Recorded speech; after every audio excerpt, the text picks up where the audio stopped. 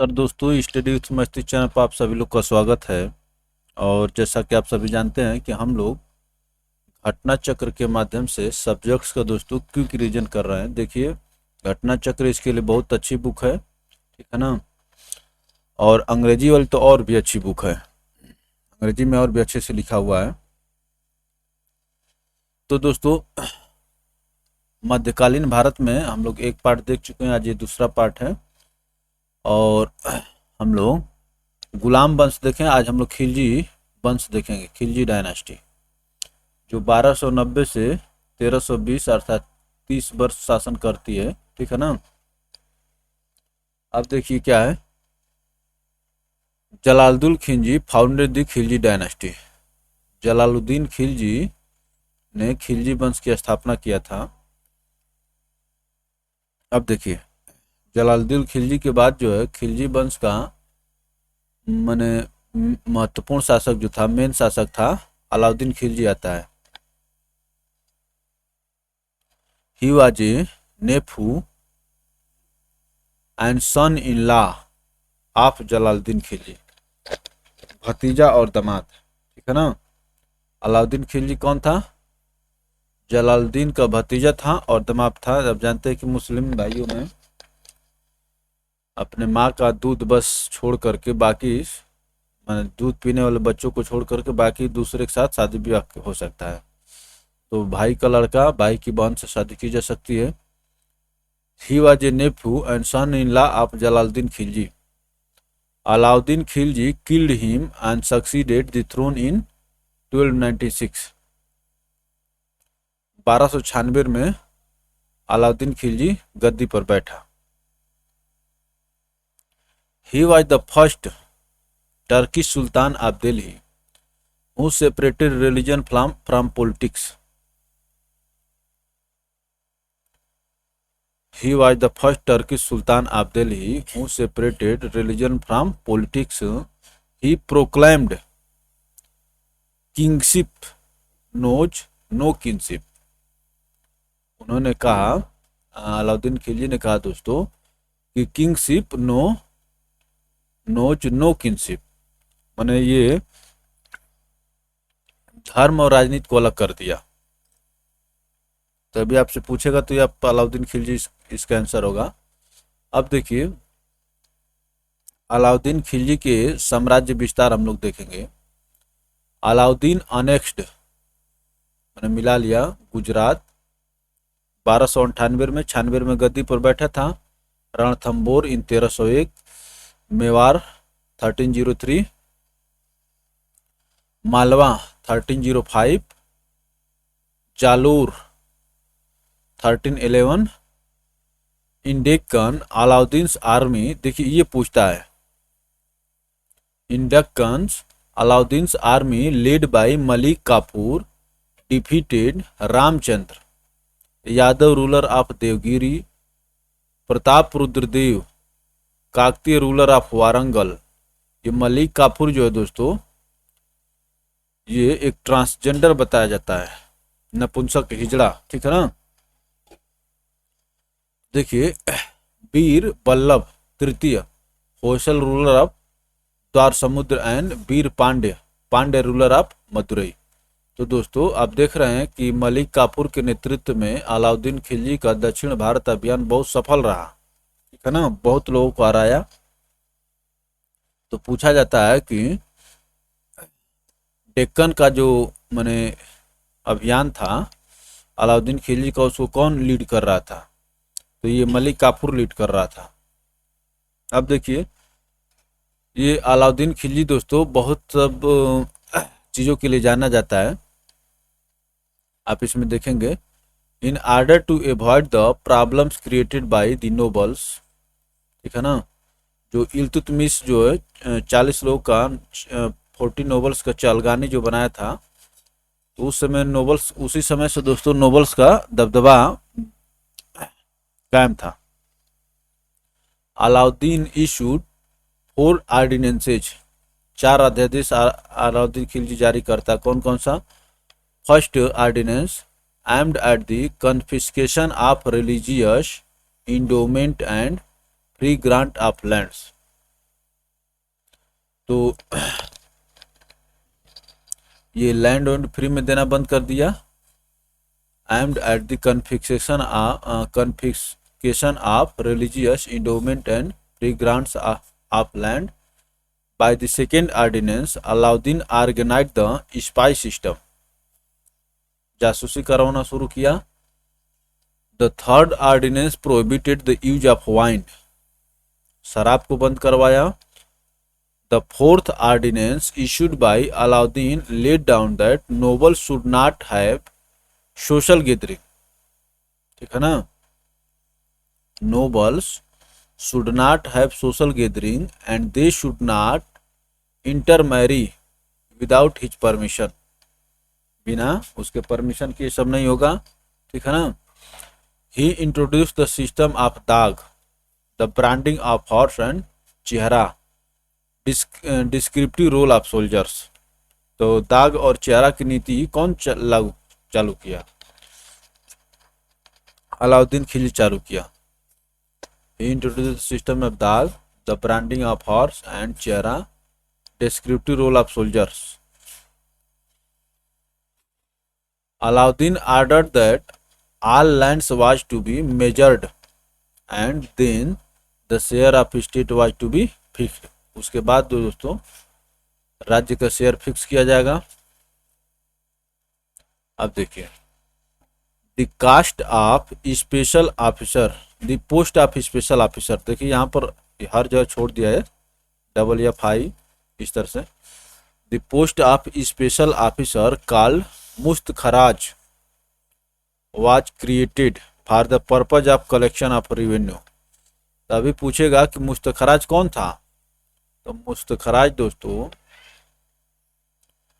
अलाउद्दीन खिलजी के समय में रेवेन्यू कलेक्शन करने वाला अधिकारी था। The post of special officer called Mustakhraj was created for the purpose of collection of revenue। The peasants had to pay the produce as land revenue। Alauddin sought to fix cost of all commodities, for the purpose he set up 3 markets at Delhi। इसके लिए दिल्ली में दोस्तों उन्होंने 3 market बनवाया। 1 market for food grains, the second for costly cloth and third for horse, slaves and cattle. तो पहला food grains के लिए, दूसरा दोस्तों महंगे कपड़ों के लिए, और तीसरा जो दोस्तों घोड़े, गुलाम और जानवरों के लिए। Each market was under the control of A high officer called सहना, who maintained a register of the merchants and strictly controlled the shopkeepers and prices। The check on market was kept by 2 officers, Diwan e Riyasat and Diwan e Mandi. ठीक है ना। Check on market was kept by 2 officers, Diwan e Riyasat and साना ए मंडी। चलिए दोस्तों आगे चलते रहते हैं। इस तरह से एक बार इससे गो थ्रू हो जाइए और बार बार गो थ्रू होइए, इसको रामायण गीता बना लीजिए। ठीक है ना। All goods for sale were brought to an open market called Sarai e Adl. All goods for sale were brought to an open market called Sarai e अदल।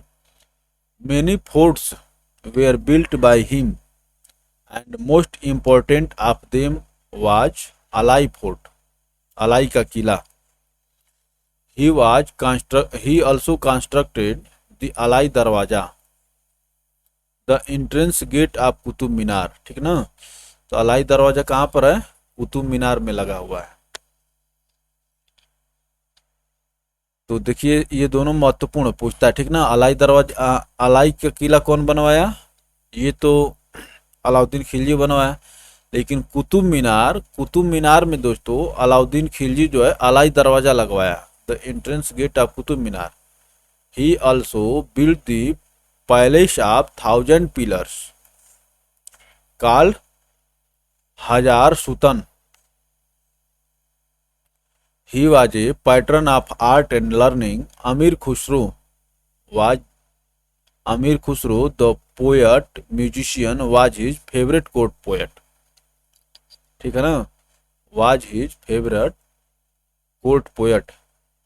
In 1316, after the death of Alauddin, Malik Kafur, वही जो उसका दक्षिण भारत में अभियान लेकर के गया था, लीड कर रहा था, कॉल्ड हजार दिनारी. ठीक है ना, मलिक का अलाउद्दीन खिलजी थे दोस्तों, मलिक काफूर को 1000 दिनार में खरीदा था, इसीलिए उसको 1000 दिनारी कहा जाता था. Seat the throne. Before Kafur died, he maintained nominated Shihabuddin, Alauddin's 6-year-old prince. तो अपने मरने से पहले शिहाबुद्दीन को दोस्तों क्या कर दिया, प्रिंस बनाया. कौन, मलिक काफूर,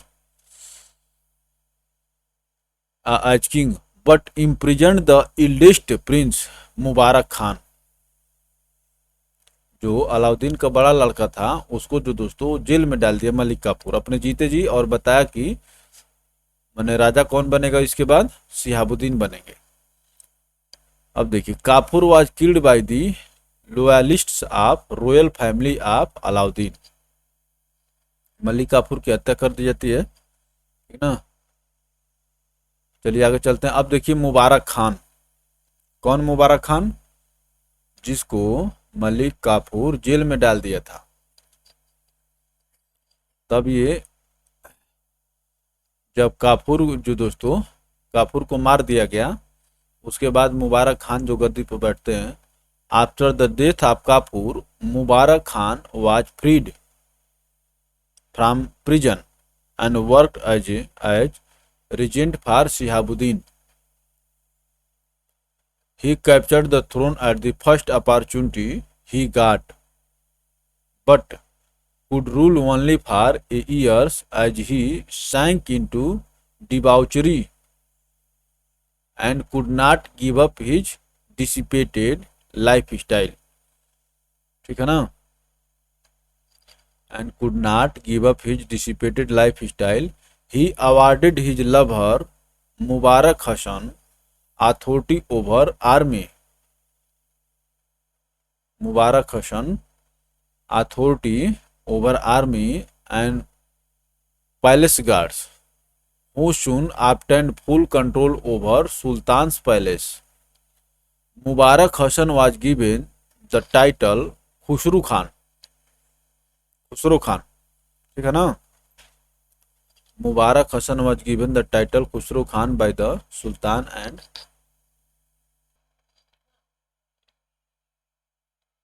तो दोस्तों देख रहे हैं कि मुबारक शाह को दोस्तों खुसरो खान टाइटल दिया गया by the Sultan, and within months Khusro killed Mubarak Khan. And within months Khusro killed मुबारक खान. देखिए, ये कहा जाता है कि दोस्तों मुगलों ने मध्यकालीन भारत के इतिहास को खून के पन्नों से, खून के छींटों से रंग दिया. देख रहे हैं ना, जो उसको टाइटल दिया 1 महीने बाद उसी की वो हत्या कर दिया. Khusro Khan by the Sultan, and within months Khusro killed Mubarak Khan and assumed the title over of Nasruddin in mid 1320. और उसके बाद दोस्तों नासरुद्दीन की उपाधि धारण कर लेता है, assumed the title of Nasruddin in mid 1320. अब देखिए खुसरो खान, ये जो खुसरो खान जो नासरुद्दीन का टाइटल पकड़ ले लिया अपने को. Khusro Khan was killed by Ghazi Malik, governor of Dipalpur, when he tried to oppose a rebellion by Ghazi Malik and his son Fakhruddin Jauna. देखिए खुसरो खान जो अभी मुबारक खान को मार करके गद्दी पर बैठा, फिर ये गाजी मलिक के द्वारा मार दिया गया। Khusro Khan was killed by Gazi Malik, governor of Dipalpur, when he tried to oppose a rebellion by Gazi Malik and his son Fakhruddin Jauna. This brought the end of Khilji dynasty and establishment of Tughlaq dynasty on the throne of Delhi. इसके बाद दोस्तों एक नए राजवंश का उदय हुआ जिसका नाम था तुगलक वंश। और तुगलक वंश का शासन जो दोस्तों देख रहे हैं 1320 से 1414, अर्थात ये लंबा शासन दिख रहा है, ठीक है ना, लगभग 94 वर्ष का। अब देखिए क्या कह रहा है।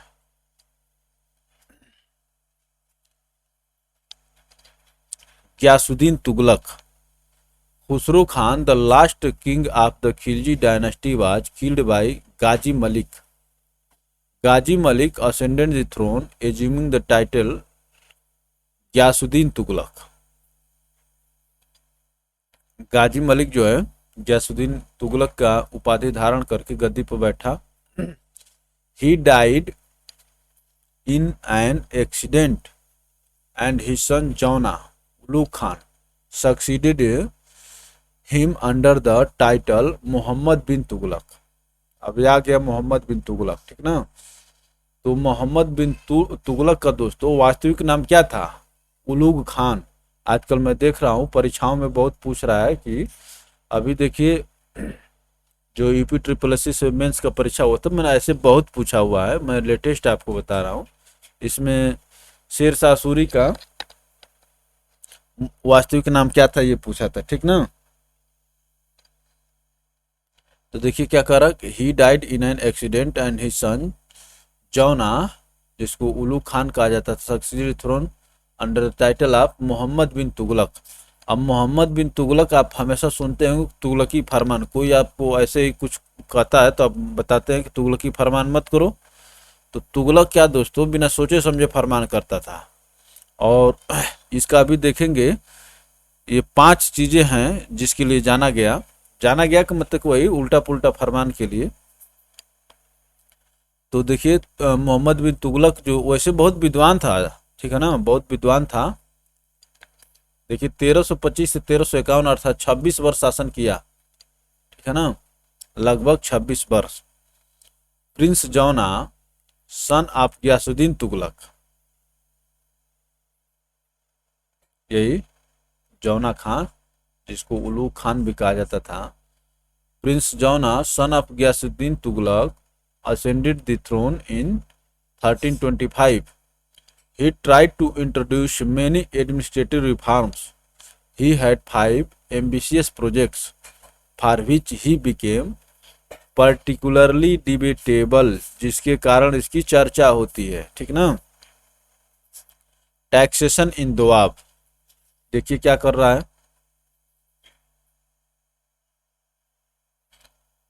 Sultan made an ill-advised financial experiment in Doab between the Ganga और यमुना, ठीक ना, गंगेश इन यमुना, गंगा को गंगेश कहा जाता है, between the Ganges and Yamuna.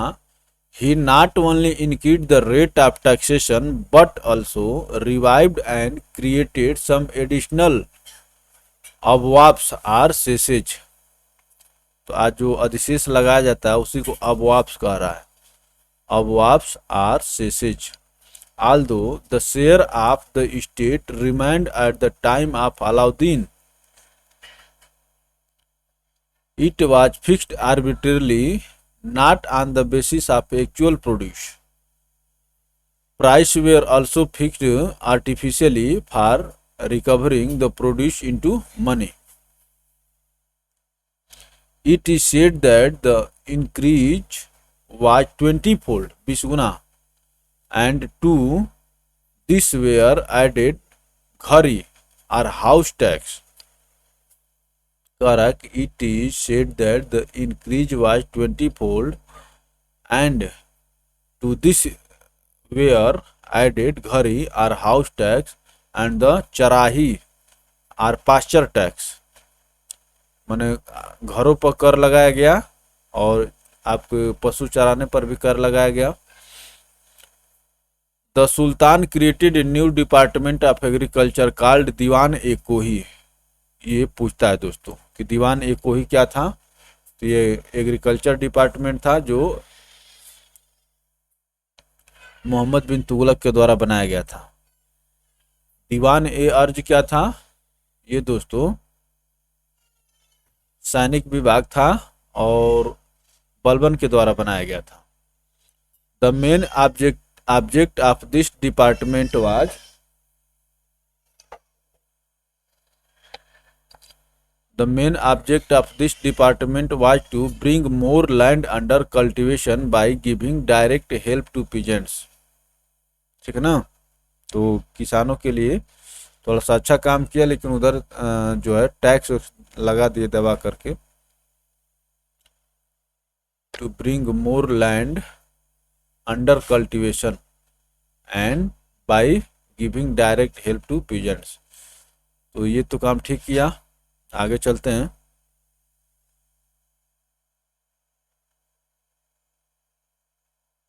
अब देखिए ट्रांसफर ऑफ कैपिटल। पहला जो दोस्तों क्या किया, टैक्सेशन इन दवाब की लगाया, और उसके बाद दोस्तों ट्रांसफर ऑफ कैपिटल 1327 में 1327।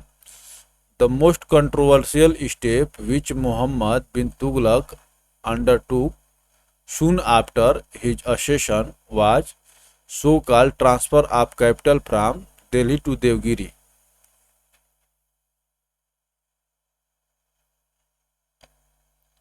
Was the so-called transfer of capital from Delhi to Devgiri। Devgiri had been a base for the expansion of Turkish rule in South India। क्या कह रहा है, Devgiri had been a base for the expansion of Turkish rule in South India. It appears that the Sultan wanted to make Devgiri second capital so that he might be able to control South India better।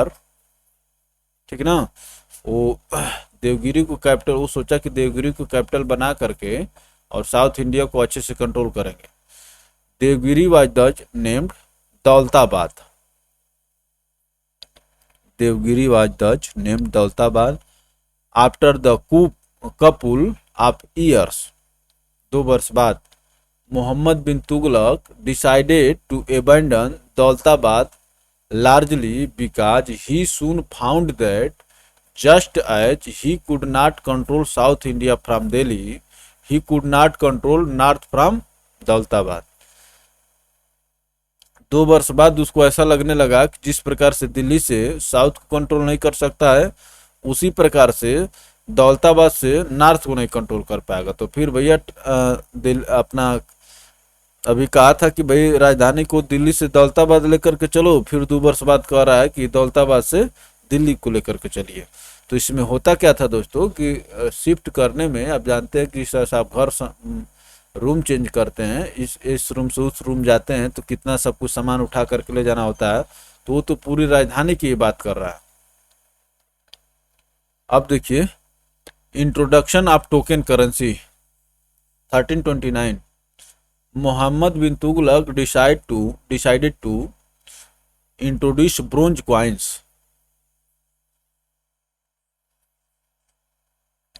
which were to have same value as silver coins। ऐसा कैसे हो सकता है बताइए, लोहे का और चांदी का माने मूल्य समान मान लेंगे तो काम चलेगा।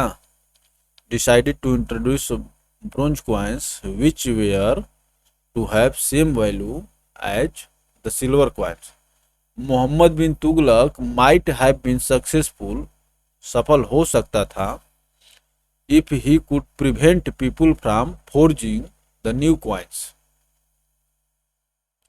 He was not able to do so and soon the new coins began to be greatly devalued in market। Devalued in the market। Finally, Muhammad bin Tughlaq decided to withdraw the token currency। He promised to exchange silver pieces for bronze coins। He promised to exchange silver pieces for bronze coins. ऐसा करेगा कोई? बोला he promised to exchange silver pieces of for bronze coins. चांदी दे करके मैंने पीतल ले आएंगे। चलिए आगे चलते हैं। Proposed Khurasan expedition 1329।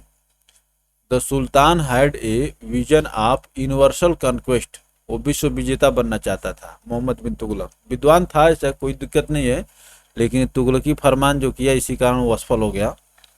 The sultan had a vision of universal conquest. He decided to conquer Khurasan and Iraq and mobilized a huge army for the purpose. इसके लिए दोस्तों खुरासन और इराक को जीतना चाहता था, इसके लिए एक मैंने ज़्यादा सैनिकों को उधर भेजा।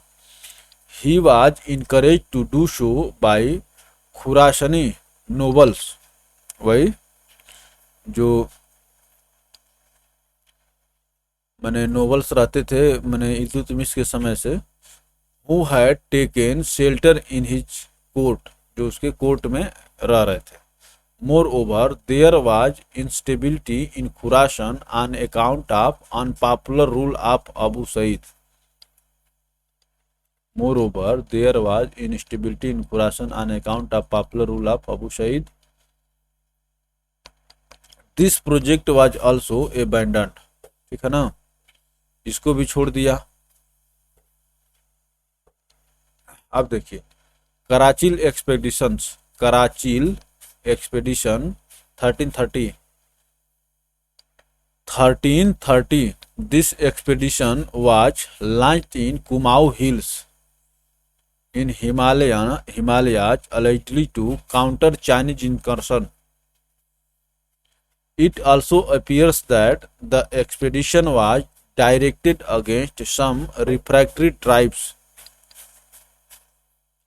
in Kumaon Garhwal regions with the object of bringing them under Delhi Sultanate. ठीक है ना। The first attack was a success, but when the rainy season set in, the invaders suffered terribly. ठीक है ना। पहले तो सफल रहे, लेकिन जब बारिश हुआ दोस्तों उस समय क्या हुआ, इनको बहुत नुकसान हुआ।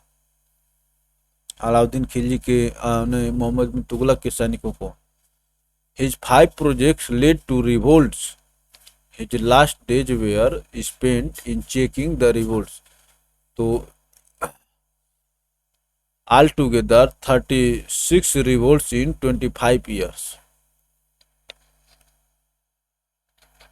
तो इस प्रकार से दोस्तों 5 उसके ये तुगलकी फरमान थे, जिसके कारण से दोस्तों उसके खिलाफ विद्रोह हो गया। ठीक ना। और विद्रोह ऐसा हुआ कि 25 वर्ष में 36 विद्रोह हुआ था। अब देखिए मदुरई बिकेम इंडिपेंडेंट, जिसको कौन जीता था, अलाउद्दीन खिलजी का, वो जो जा करके मैंने जो उसका जो दक्षिण भारत का जो लीड कर रहा था, काफूर, मलिक काफूर। अब देखिए Madurai became independent, Jalaluddin Hasan Shah. Foundation of Vijayanagar, Harihara and Bukka. ये 1336 याद रखिएगा, पूछता है। ठीक ना। फाउंडेशन ऑफ विजयनगर, अभी हम लोग विजयनगर साम्राज्य का अलग से पढ़ेंगे, लेकिन तब तक के लिए आप इतना याद रखिए। Foundation of Vijayanagar, Harihara and Bukka. Warangal became independent.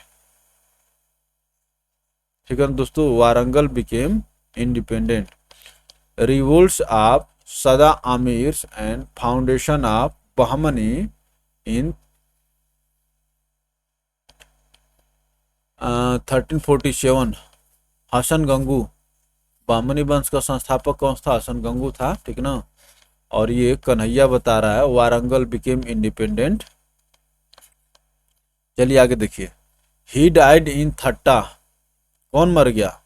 अभी पूछेगा कि मोहम्मद बिन तुगलक की मृत्यु कहाँ पर हुई थी, तो यही थट्टा में मर गया। He died in Thatta while campaigning in Sindh against Taghi a Turkey slave. He died in Thatta while campaigning in Sindh against Taghi a Turkey slave. अब देखिए फिरोज शाह तुगलक आते हैं, ठीक है ना। He was a cousin of Mohammad bin Tughlaq, cousin. After his death, the nobles and theologians of the court selected Firoz Shah as the next Sultan. After his accessions, Firoz Tughlaq was faced with the problem of preventing the imminent breakup of Delhi Sultanate. He adopted the policy of trying to appease, ठीक है ना, खुश करने वाली नीति अपनाया। He adopted the policy of trying to appease the nobility, army and theologians and of asserting his authority over only such area which could be easily administered from the center. तब ये क्या किया फिरोज शाह तुगलक कि भैया कहा कि ठीक है आप उधर मन देख रहे थे तो आप उधर अच्छे से देखिए, ठीक है ना, खुश रहिए, उसको कंट्रोल में रखिए। He therefore made no attempt to reassert his authority over South India and Deccan. तो इसलिए अब फिरोज शाह तुगलक कहा कि हम दिल्ली और दिल्ली के आसपास पर ही अच्छे से शासन कर रहे हैं, आप लोग उधर अब अच्छे से देखिए। वही कह रहा कि फिर दोबारा जो दोस्तों जो मोहम्मद बिन तुगलक के समय में रिवोल्ट करके आज़ाद हो गए थे उनके ऊपर फिर अपना कब्जा करने की कोशिश नहीं किया। आइए आगे देखते हैं।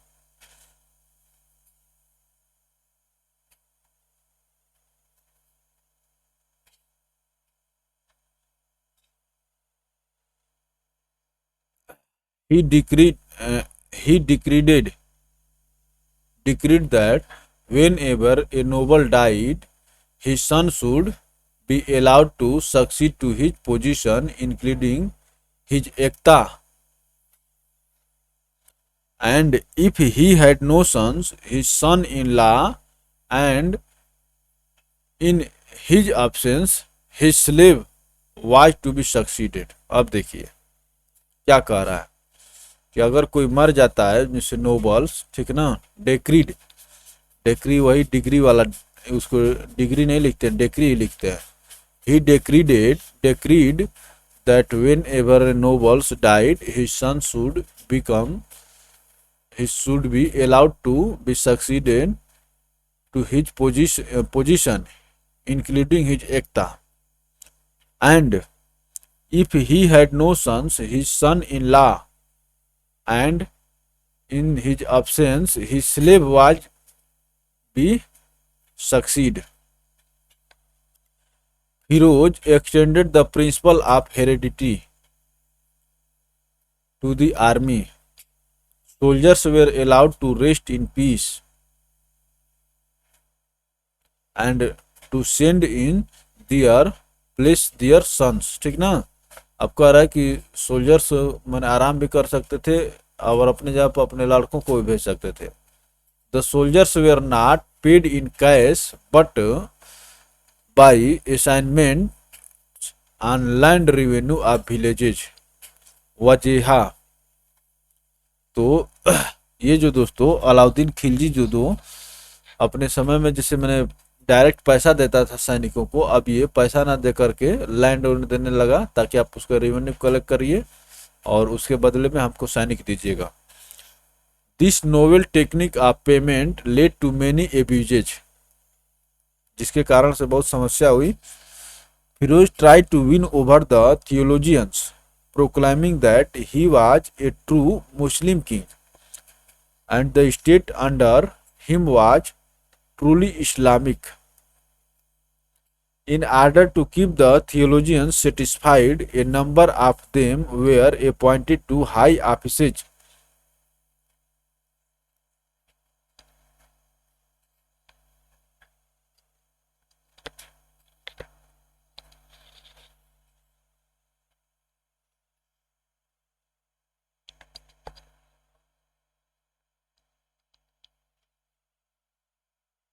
He tried to ban practices which the orthodox theologians considered as non-Islamic. जो नॉन इस्लामिक मानते थे उसको बंद कर दिया.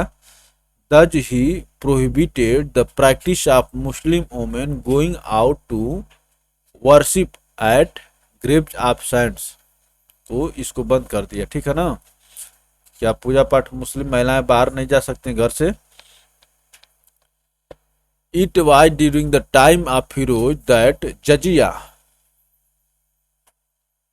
became a separate tax. Firoz refused to exempt the Brahmins from payment of jizya since this was not provided for in Shariat. Firoz बोला कि ब्राह्मणों को जजिया देना पड़ेगा. ठीक है ना. It was during the time of Firoz that jizya became a separate tax. Firoz refused to exempt the Brahmins from payment of jizya since it was not provided for in Shariat. तो शरीयत मुस्लिम कानून के अनुसार चलने लगा जाते. The new system of taxation was according to Quran. 4 kinds of taxes sanctioned by the Quran were imposed. These taxes were kharaj, zakat, jizya, and khamas. Kharaj was the land tax, which was equal to 1/10 of the produce of the land. Zakat was 2% tax on property. ठीक है ना. ये खराज जो था दोस्तों, मान लीजिए कि इसको खरीफ से याद कर लीजिए, खरीफ फसल होती है, उसी प्रकार से खराज जो दोस्तों माने ये प्रोड्यूस पर था ऑफ लैंड. और जकात क्या था, ये प्रॉपर्टी टैक्स था. Jizya was levied on non Muslims. ठीक है ना, यही ब्राह्मण्स पर. And khams was 1/5 of the booty capture during war. आप जाइए, युद्ध करिए, लूटपाट करके ले आइए, 1/5 जो है सुल्तान को दे दीजिए. ठीक है ना, जितना मन करे उतना लूटपाट करके ले आइए. द खम्मस was 1/5 of the booty capture during war. In order to encourage agriculture, the sultan paid a lot of attention to irrigation. Firoz repaired a number of canals and imposed haq-e-sarb or hasil-e-sarb water tax. ठीक है ना. अभी आपसे पूछेगा तो इसको याद रखेंगे आप लोग.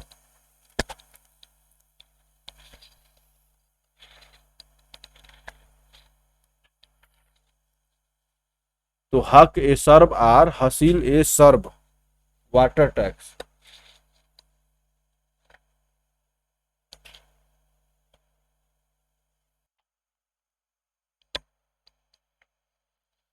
दोस्तों हक ए सर्ब या हसील ए सर्ब कैसा टैक्स था, वाटर टैक्स था. ठीक है ना, फिरोज शाह तुगलक द्वारा लगाया गया. आगे देखते हैं. He was a great builder. The cities of Fatehabad, cities of Fatehabad, Hisar, Jaunpur Firozabad stand to his credit. ठीक है ना. तो देखिए इसमें महत्वपूर्ण जो आता है फिरोज जौनपुर जो दोस्तों फिरोज तुगलक बनवाया था. ये बार बार पूछा जाता है. ठीक ना, और भी याद कर लीजिए, फतेहाबाद, हिसार, जौनपुर एंड फिरोजाबाद. तो ये दोस्तों इन शहरों का निर्माण जो है फिरोज शाह तुगलक करवाया था. The 2 pillars of Ashoka, one from Topra, Haryana, and other from Meerut, UP, were brought to Delhi. Ashok के 2 पिलर्स को ये दिल्ली ले गया. कौन कौन से, टोपरा हरियाणा वाला और मेरठ उत्तर प्रदेश वाला. सुल्तान established at Delhi a hospital described Darul शिफा. ठीक है ना. तो फिरोज शाह तुगलक जो दोस्तों दिल्ली में एक हॉस्पिटल भी बनवाया और उसका क्या नाम रखा, दार उल सफा।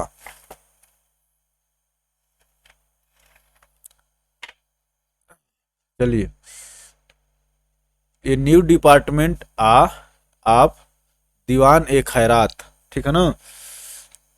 तो दीवान ए खैरात was set up to make provisions for marriage of poor girls.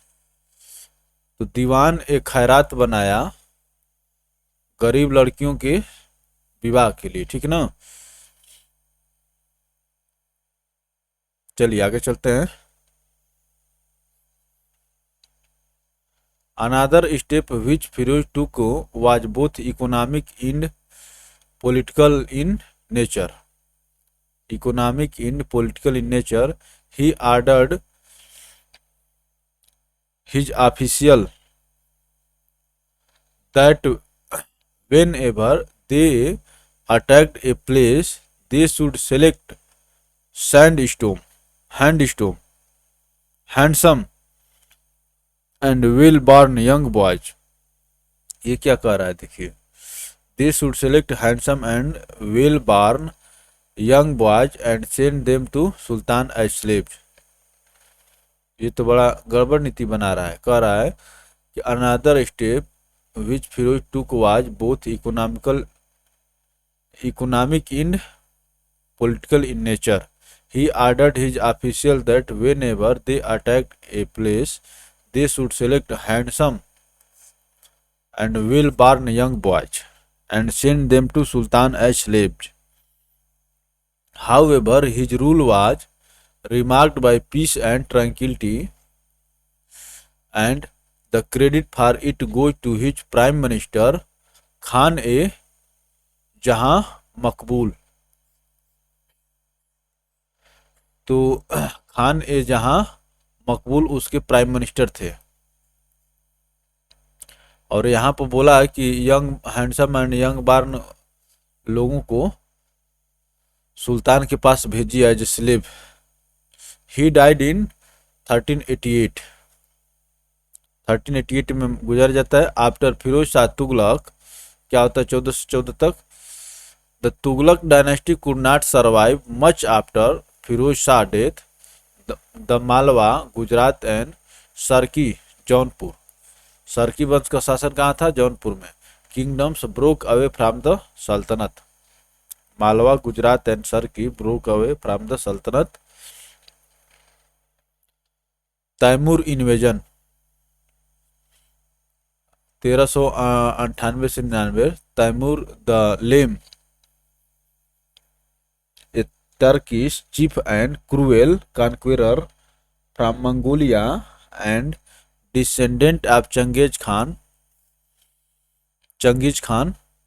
invaded India in 1398 during the reign of Mohammad Shah Tughlaq. Mohammad Shah Tughlaq के समय क्या किया? आक्रमण किया तैमूर, ठीक है ना, जो चंगेज खान का वंशज था। The last ruler of Tughlaq dynasty, Timur's army miserably मर्सिलेसली।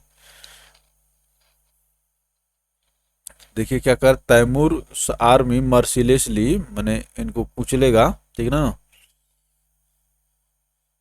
मर्सिलेसली sacked and plundered Delhi. Timur return to central Asia living a nominee named Khizr Khan to rule to the Punjab. Khizr Khan को तैमूर छोड़ गया। In 1404 he died while on his way to conquer China. तो खिज्र खान दोस्तों गुजर गया। आप देखिए आगे देखते हैं। नहीं कौन, ये तैमूर गुजर गया।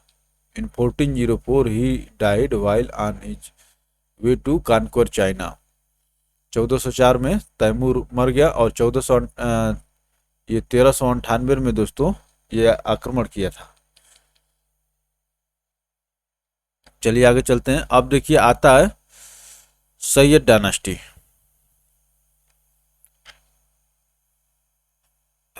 तुगलक डायनास्टी के बाद आती है सैयद डायनास्टी। अब देखिए खिज्र खान जिसको तैमूर छोड़ गया था 1414 से 1421, Timur nominee captured Delhi and was proclaimed the new sultan. He was the first of the Sayyid dynasty which ruled over Delhi and surrounding districts. Delhi and surrounding districts. Mubarak Shah. He succeeded Khizr at the throne after his successful expedition against Mewatij, Katehars and Gangetic Doab area. Mewatij, Katehar and Gangetic Doab area. He was killed by the nobles in his own court. और इसकी जो दोस्तों इसके अपने court के nobles जो द्वारा इसकी हत्या कर दी गई, मुबारक शाह की, जो खिज्र खान के बाद सुल्तान बना। Muhammad Shah, the nobles put Muhammad Shah on the throne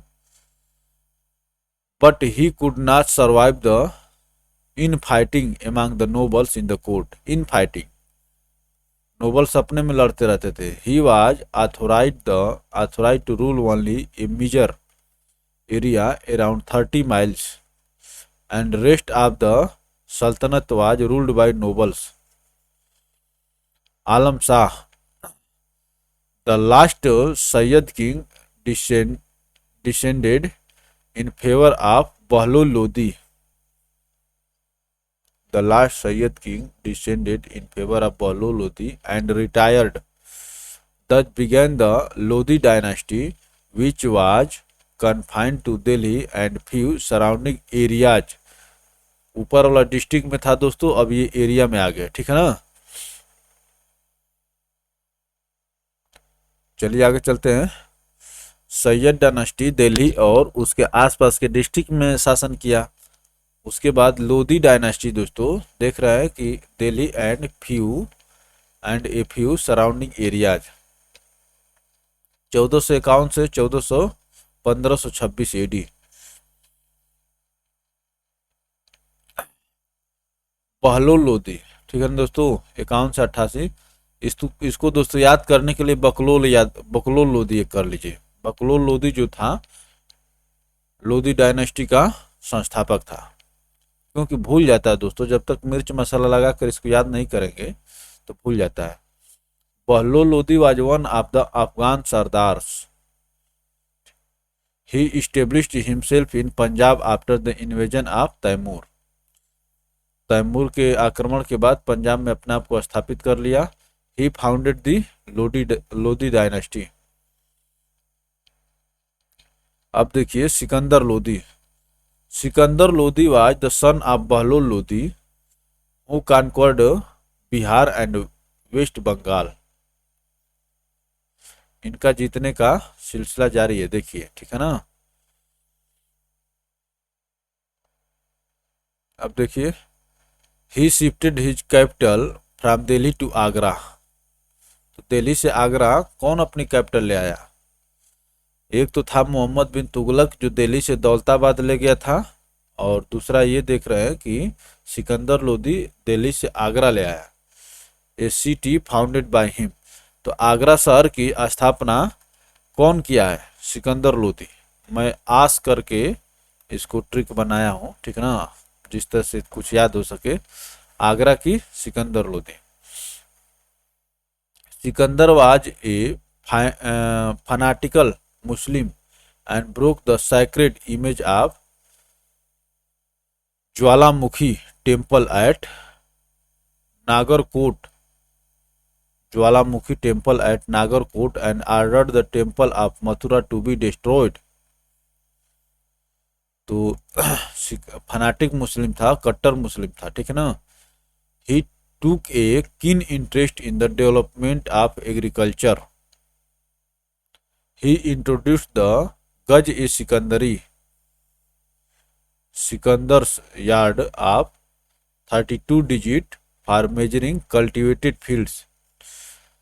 तो गज-e-Sikandari Sikandar Lodi he was a poet and compose poems in Persians with the pen name Gulrukhi. तो दोस्तों अब देखिए, सिकंदर लोदी एक कवि भी था जो गुलरुखी नाम से कविता लिखता था। मैंने अपना नाम सिकंदर लोदी नहीं लिखता था, गुलरुखी लिखता था।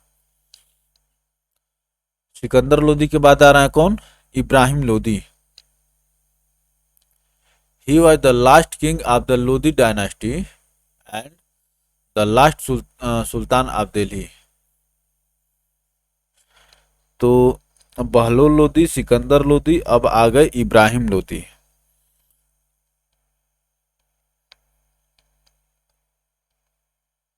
He was the son of Sikandar Lodi, माने ये सिकंदर लोदी का सन था। Afghan nobility was brave and freedom loving people, but it was because of its vociferous and individualistic tendencies that the Afghan monarchy was weakened। तो दोस्तों ये कवि भी था, ठीक ना? कौन कवि था? सिकंदर लोदी कवि था, इब्राहिम नहीं था।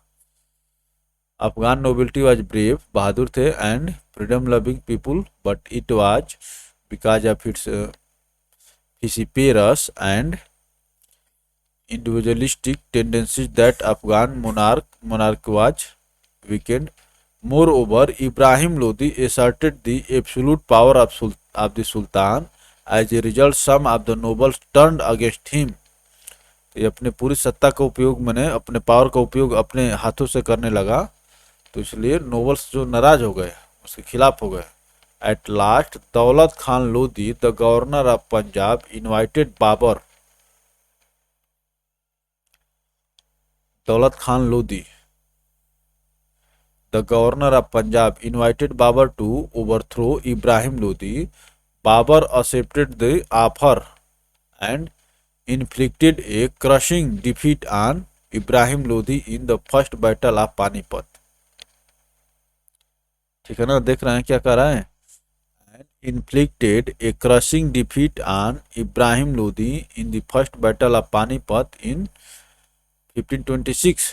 Ibrahim Lodi was killed in the battle of Narmal and with him ended the Delhi सल्तनत। अब देखिए, दौलत खान जो पंजाब का गवर्नर था, वो इब्राहिम मैंने बाबर को निमंत्रण दिया इब्राहिम लोदी को उखाड़ फेंकने के लिए, ठीक ना? और वही 1526 में इब्राहिम लोदी और बाबर के बीच जो होता है दोस्तों, फर्स्ट बैटल ऑफ पानीपत होता है, उसमें जो दोस्तों इब्राहिम लोदी हार जाता है, फिर काम गड़बड़ हो जाता है। अब आगे देखिए, causes of decline of Delhi Sultanate, क्या कारण है?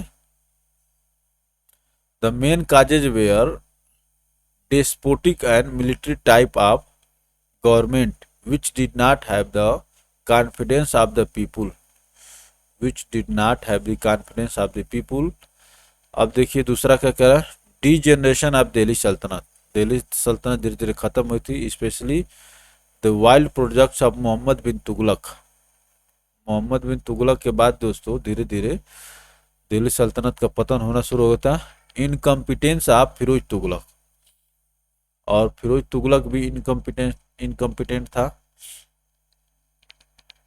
वार of succession, there was no fixed law for succession.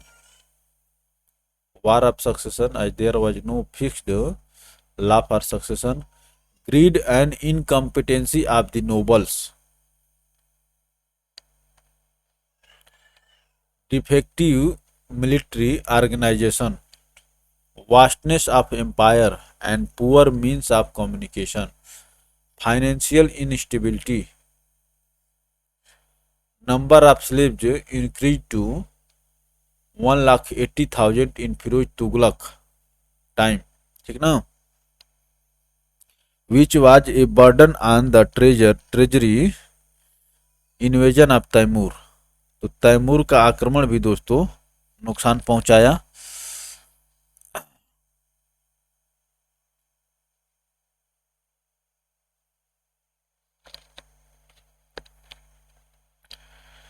अब देखिए, Mongol invasions during the Delhi सल्तनत। अब देखिए, इल्तुतमिश रेजिम ऑफ सुल्तान, माने किसकी, सुल्तान के समय में, और कौन, इल्तुतमिश के समय में आया चंगेज खान। ये दोस्तों ये सब पूछा जाता है, ये बहुत माने मोस्ट इम्पोर्टेंट फैक्ट का कलेक्शन है यहाँ पर। 1221 में Genghis Khan came up with the bank of Indus. अब देखिए, Bahram, Tair Bahadur entered Punjab looting and killing at Lahore. Tair Bahadur, ये दोस्तों मंगोल्स का आक्रमण था। अब देखिए, मसूद मसूद के समय में, toward the end of 1245 AD, Balban fought back the Mongolians and recovered Multan, which was captured by Mongols। Balban जो दोस्तों मंगोलों को अच्छा टक्कर दिया था।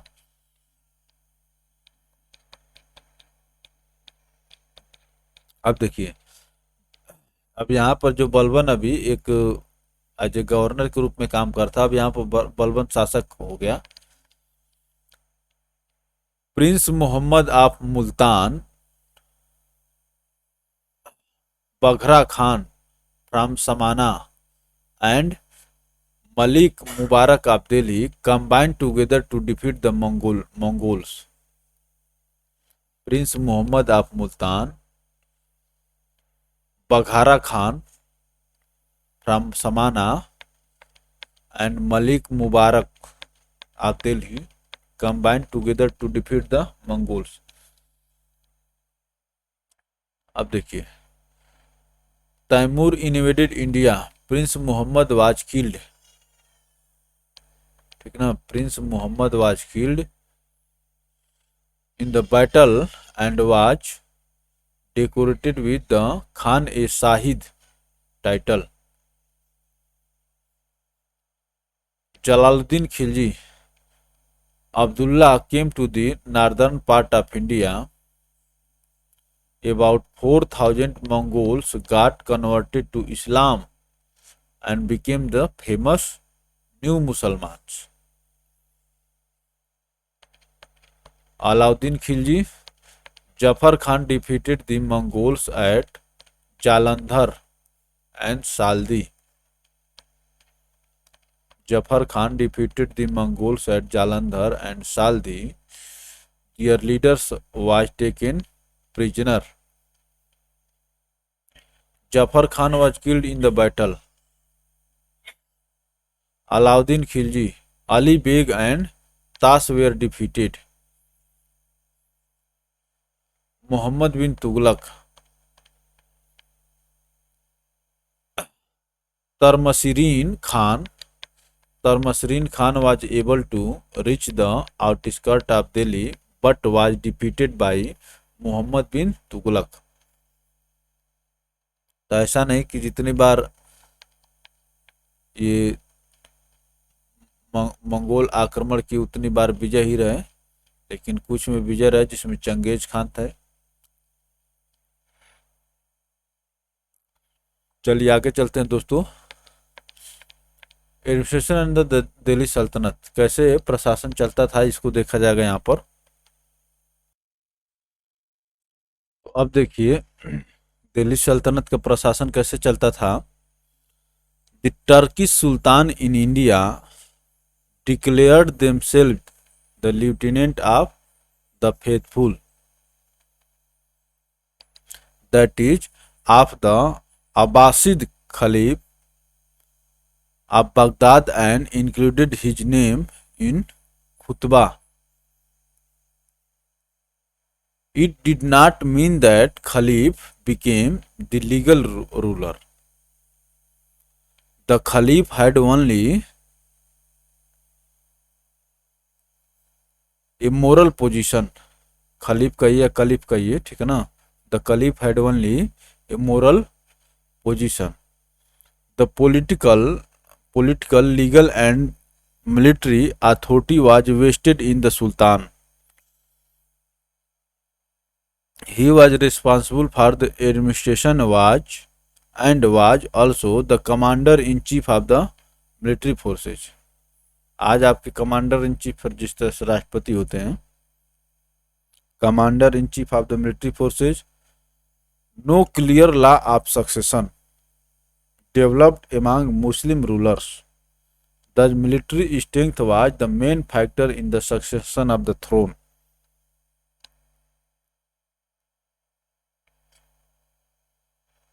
तो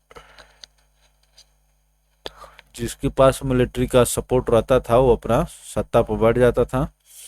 अब देखिए सेंट्रल एडमिनिस्ट्रेशन, और ये जो है पूछे जाते हैं ये कि डिपार्टमेंट किससे संबंधित है, इसके हेड को क्या कहते थे, ठीक ना. अब देखिए दीवान ए विजारत, डिपार्टमेंट ऑफ फाइनेंस था ये, ठीक ना. इसके हेड को दोस्तों वजीर कहा जाता था. दीवान ए विजारत डिपार्टमेंट ऑफ फाइनेंस था. अब देखिए दीवान ए अरीज, विजारत और अरीज ये मिलिट्री डिपार्टमेंट था. अरीज ए मुमालिक इसका दोस्तों क्या होता था, हेड होता था.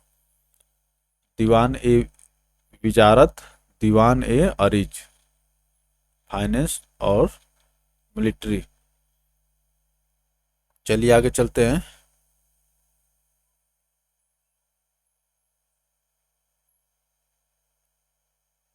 दीवान ए इंसा, ठीक है ना दोस्तों, डिपार्टमेंट ऑफ करेस्पॉन्डेंस, इंसा.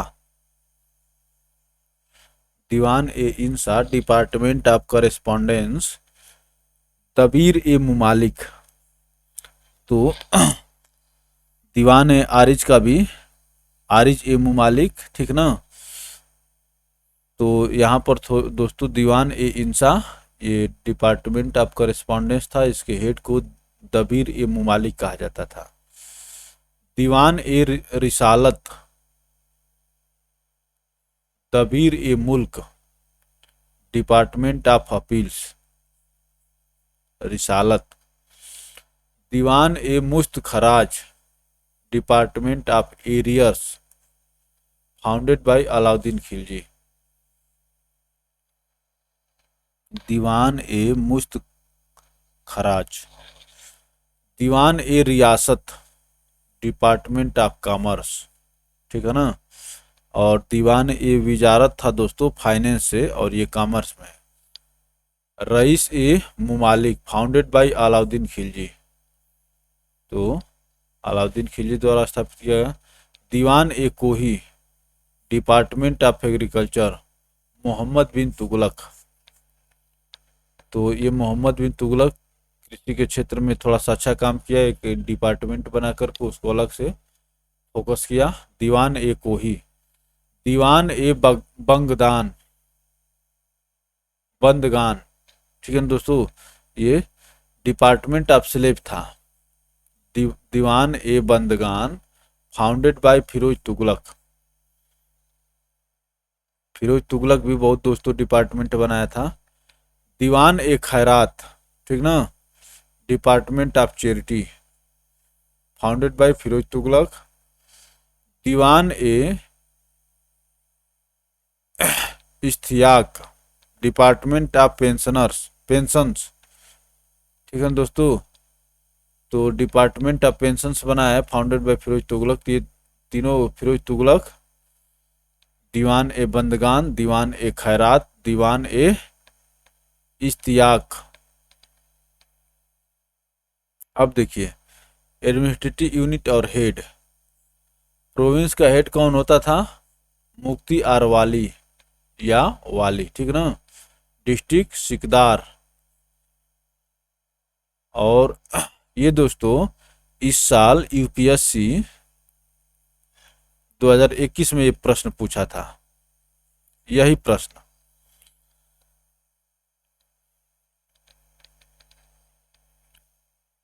इस तरह करके पूछा था ये, इक्ता, शिव, परगना और ग्राम.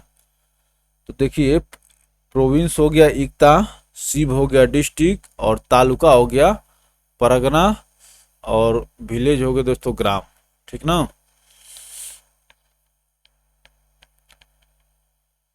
तो तालुका के हेड को क्या कहते हैं? चौधरी एंड अमील। चौधरी एंड अमील। मुकद्दम या खुद कहा जाता था विलेज के हेड को। ये दोस्तों दिल्ली सल्तनत के अंतर्गत जो दोस्तों प्रशासन इस प्रकार से चलता था। और ये प्रश्न इस बार पूछा गया था, ये कहा गया था कि इनको घटते या बढ़ते क्रम में लगाना था दोस्तों, ठीक ना। तो इक्ता, शिव, परगना, ग्राम। Art and architecture under Delhi sultanate. The new features brought by Turkish conquerors were the dome, the lofty towers, ठीक ना दोस्तों, the true arc unsupported by beam।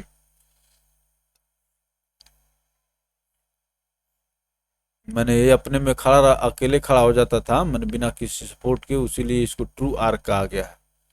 The true arch unsupported by beam, the vault. ये चार दोस्तों दिल्ली सल्तनत के architecture की विशेषता है। They also ब्राट with them an expert knowledge of the use of concrete and mortar, which had hitherto been little used in India, जो अब तक बहुत कम इसका उपयोग किया गया था, ठीक ना। Concrete and mortar. Adhai Din Ka Jhonpra at Ajmer has a beautiful prayer hall and exquisitely carved mihrab of white marble and a decorative arch screen. किस चीज से बना है दोस्तों? व्हाइट मार्बल से बना है। अढ़ाई दिन का झोपड़ा भी ताजमहल की तरह व्हाइट मार्बल से बना है। The first example of true or voussoir arch is said to be the tomb of Ghiyasuddin Balban in Mehrauli. The tomb of Ghiyasuddin Balban in Mehrauli, Delhi. In the Khilji period the usage of voussoir arch and dome was established and for all। तो गयासुद्दीन बलबन के समय में ये शुरुआत हुआ, ठीक ना। Famous examples of the tomb of Hazrat Nizamuddin Auliya at Delhi. तो इसमें दोस्तों ओसोरिड आर्क का प्रयोग किया गया है, ठीक है ना। ये भवन निर्माण कला है। तो the tomb of Hazrat Nizamuddin Auliya at Delhi. The Tughlaq building show stark simplicity and sobriety, probably indicating less financial resources as well as puritanical taste। The Tughlaq buildings, sloping walls and a dark appearance characterizes the buildings। Some notable Tughlaq monuments were Fort of Tughlaqabad, the tomb of Ghiyasuddin Tughlaq, which marked a new phase in Indo-Islamic architecture by serving as a model for later tombs, and the fort of Adilabad।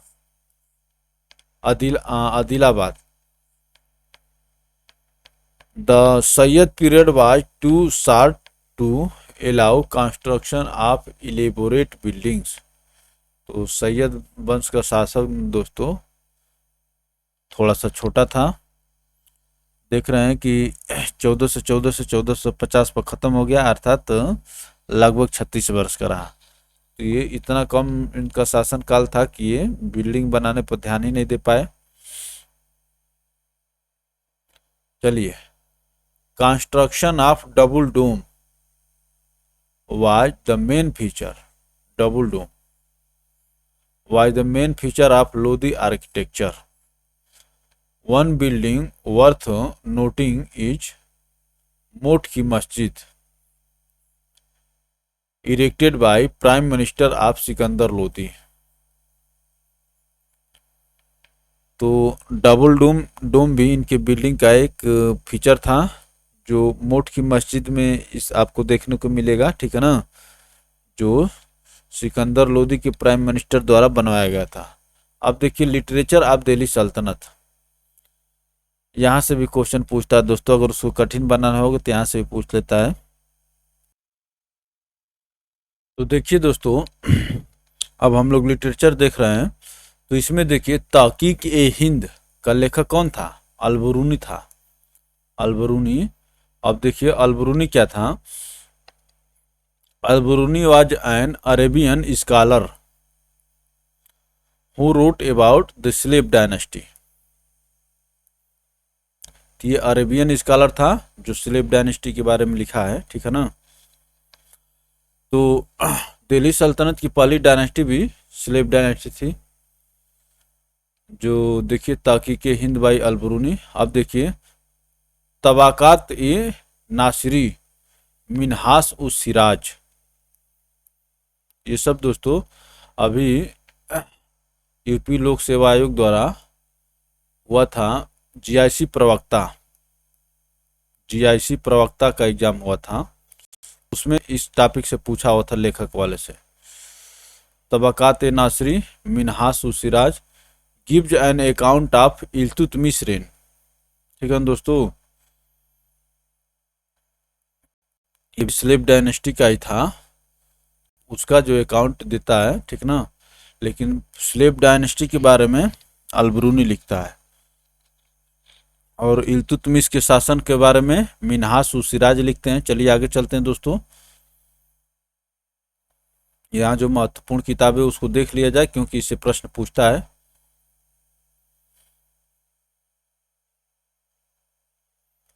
अब देखिए लैला मजनू अमीर खुसरो, ये अमीर खुसरो देख रहे हैं कि अमीर खुसरो, अमीर खुसरो, अमीर खुसरो जो है दोस्तों 4 किताबें दिख रही है यहाँ से, तो जो कम से कम दिख रही है, इसलिए मैं कह रहा हूँ कि लिसेंट रिवीजन के पर्पज से अच्छी है, ठीक है ना। तो इतना तो आपको याद रहेगा। तो Laila Majnu Amir Khusro court poet of Alauddin Khilji. अब देखिए Khazain Khazain ul Futuh Amir Khusro, Khazain ul Futuh describe conquest of Alauddin Khilji, तो ये अलाउद्दीन खिलजी के बारे में 2 किताब लिख दिया। अब देखिए तुगलकनामा, तुगलकनामा भी अमीर खुसरो ही लिखा है। Give account of Ghiyasuddin Tughlaq के बारे में दोस्तों, जो गयासुद्दीन तुगलक जो दोस्तों तुगलक डायनेस्टी का माने फाउंडर था, उसके बारे में तुगलकनामा लिखा है अमीर Khusro. Nuh Sipihr Amir Khusro poetic description of Alauddin Khilji, ये भी अलाउद्दीन खिलजी आ गया, poetic description of Alauddin Khilji. अब देखिए Fatwa e Jahandari Ziauddin Barani, Fatwa e Jahandari Jahandari Ziauddin give an account of Tughlaq dynasty, Fatwa e Jahandari Ziauddin बर्नी। तारीख ए फिरोज शाही जियाउद्दीन बर्नी लिखा है किसके?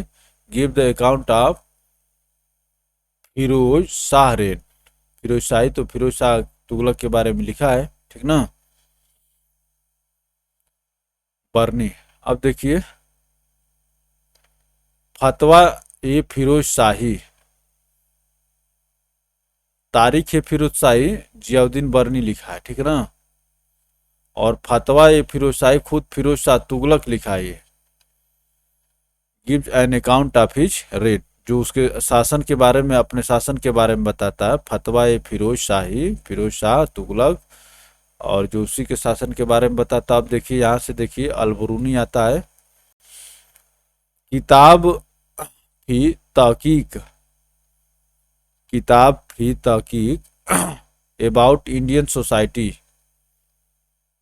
अबाउट इंडियन साइंसेज, देखिए साइंस के बारे में लिखा है अलबरूनी जो दोस्तों, अबाउट इंडियन साइंस, किताब फी तहकीक।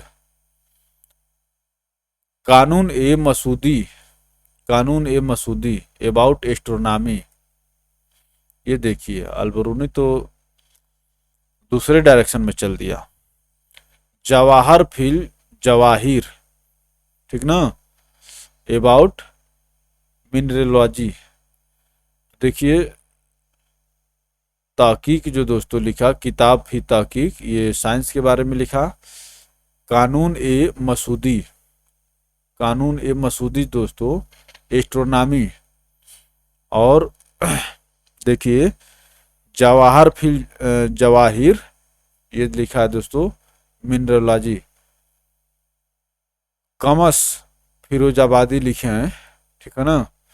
अरबिक वर्ड्स डिक्शनरी, ये डिक्शनरी है दोस्तों। Taj ul Maasir Hasan Nizami, history of Ilbari the slave dynasty.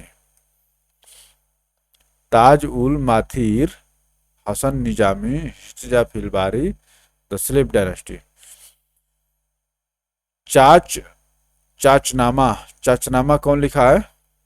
Abu Bakr Chachnama.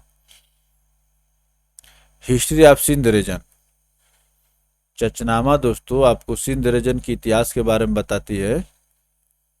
अब देखिए लुबाब उल अलाब बुखारी लिखे हैं, लुबाब अल अलाब पर्शियन एंथोलॉजी।